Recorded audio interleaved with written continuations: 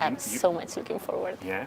Yeah, to do a design thinking will not- workshop. Hey, It will be fantastic. Maria. Hey, Marian, how are you? Good, how are you? Hi, I'm Ralph. good. It's been so long since we've seen you here on campus. Yes, it's been a while. I've been so busy with the family and the work and all the things going on Yeah. outside. I felt a little bit struck with the school. It's a pity. Yeah, of course we understand we're all so busy, but nevertheless, we'd love to have you back here in the school. But also from our side, I think we sort of have lost track of how do we get our alumni back to the school, engaged with the school, and exactly, what are your needs and how can we help you? Yeah. And I really miss it. It was actually so much fun being in the school. I would totally love to be back. Good to hear.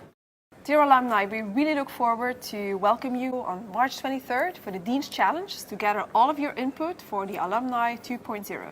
From our side, we have prepared a one full day of design thinking experience for you, together with 7 experts from the field. And because we want to include all of you, we will also have 2 online sessions during that day on design thinking, so that wherever you are on the globe, you can participate. Join in.